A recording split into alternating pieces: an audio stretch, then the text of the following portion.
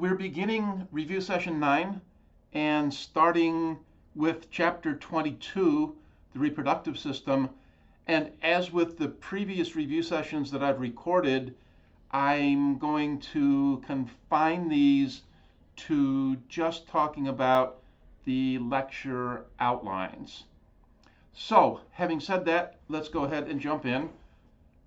22.1 then, we talked about meiosis and we talked about sex cell production.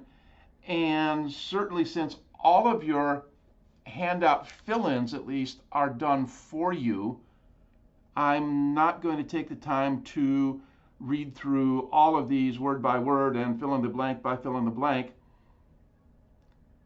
Let's talk about just in general what's going on with meiosis. And you'll recall then that there are two basic types of cell division. We have mitosis, which you guys learned about in some detail in A&P 1.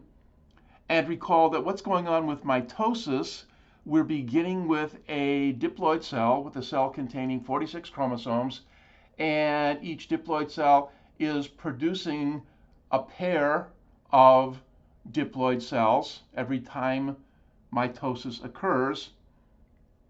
And essentially then with mitosis, cells are replacing themselves. Diploid cells are replacing themselves. Or in the case of growth, diploid cells are undergoing mitosis and causing growth.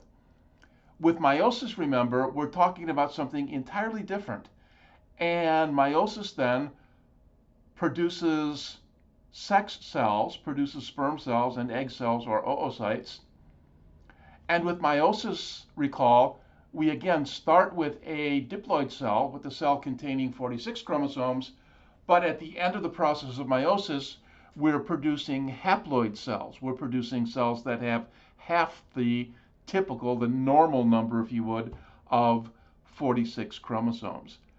And of course, what's going on here is when we produce sperm cells, each having 23 chromosomes, and egg cells, each having 23 chromosomes, then when a sperm cell fertilizes an egg cell, we're back to our diploid number of 46.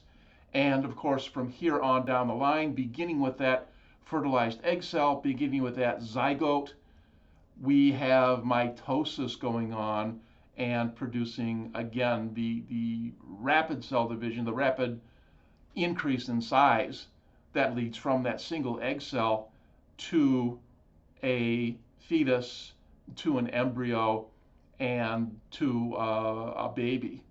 So meiosis again then, in some ways very similar to mitosis, in other ways very different. We did take a look at some figures on page 826 and 827 also. Just to recap figure 22.1 on page 826, remember what we're looking at here is, with figure 22.1 again, just a general diagram of what's going on in meiosis. And so very quickly then, we're starting with, again, a diploid cell, 46 chromosomes. Each chromosome, remember, consisting of two chromatids, of two sister chromatids. And remember, each sister chromatid is identical to the one that it's connected to. Basically, you can think of these sister chromatids as being identical DNA molecules. So we have our first meiotic division. We have meiosis 1 producing two haploid cells, each haploid cell having 23 chromosomes, haploid meaning, again, half the normal number of chromosomes. Each of these 23 chromosomes still consisting of two joined sister chromatids. Meiosis 1 then, followed by meiosis 2, followed by that second meiotic division, and at the end of meiosis 2, we have 4 cells, each of which is haploid, and each of which has chromosomes now consisting, each chromosome consisting, of what was initially a sister chromatid. Figure 22.2, we're looking at this process called crossing over, and you'll recall that during meiosis, during meiosis 1, during metaphase, during prophase of meiosis 1, we have this process going on called synapsis. And homologous chromosomes, chromosomes that are very similar to one another, although not genetically identical to one another, but again, synapsis, homologous chromosomes pair, and they then trade pieces. And recall now that each chromosome contains a large number of individual genes. And when homologous chromosomes trade pieces, they're trading a sequence, they're trading a series of genes. And remember, this then gives us genetic combinations that wouldn't be possible without crossing over. And this is shown in a bit more detail in figure 22.3. Again, just kind of flipping along here and going through the figures.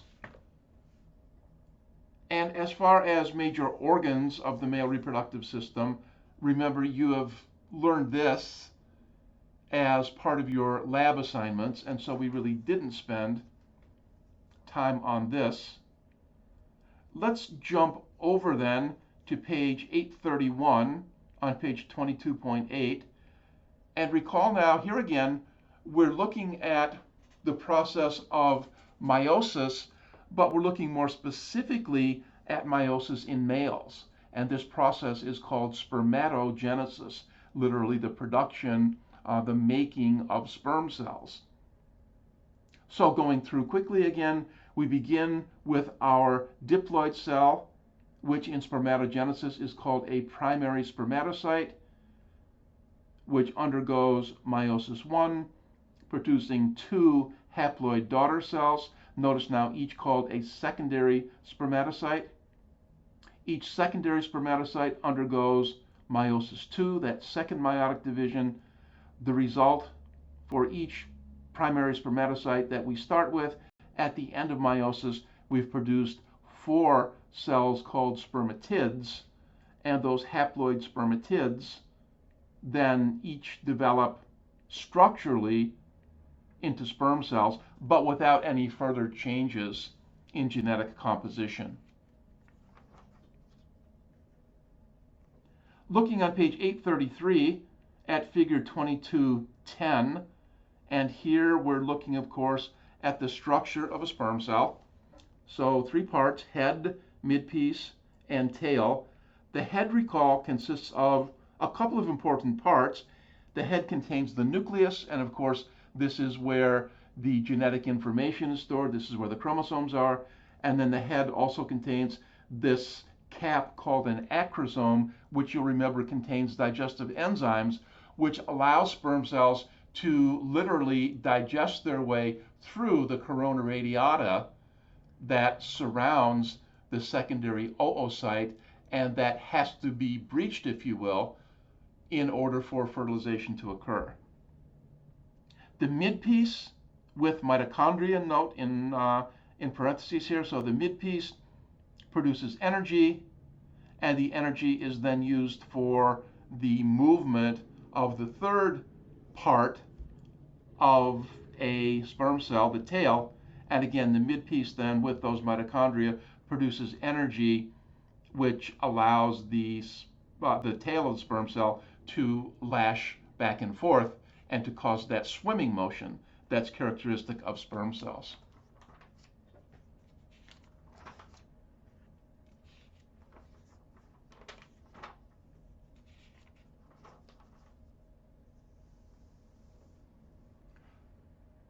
Moving along to page 840 and figure 2218 up at the top of the page.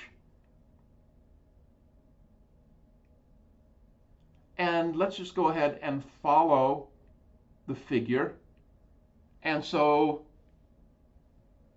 old news from chapter 13, from the endocrine system chapter, up at the top of the page, the hypothalamus, you'll recall, produces releasing hormones. Each releasing hormone releases the hormone from inhibition releases the anterior pituitary from inhibition, allows the anterior pituitary then to release its particular hormone, which is associated with that particular releasing hormone. And so in this case then, the pituitary is producing two hormones having to do with reproduction, FSH and LH. Again, following on down then, the left-hand side of the figure, and FSH is stimulating meiosis and stimulating another process that we didn't really worry about because, again, this other process had to do with negative feedback, and we're really more concerned with looking at the other aspects of this particular figure. So FSH then stimulating meiosis, and FSH, remember, follicle stimulating hormone, LH, luteinizing hormone, stimulating the interstitial cells to secrete testosterone. And notice then the arrows going to the testes where these two processes are occurring. Testosterone then in turn having a number of effects, and so following up to the middle right-hand part of the figure, and so testosterone then increasing muscular growth, thickening and strengthening the bones, all of those various things we talked about that we don't have to go over in detail again. And then again, remember the upper right-hand part of the diagram, don't worry about that one. This has, again, more to do with negative feedback, just ensuring that we don't get too much of a good thing going on.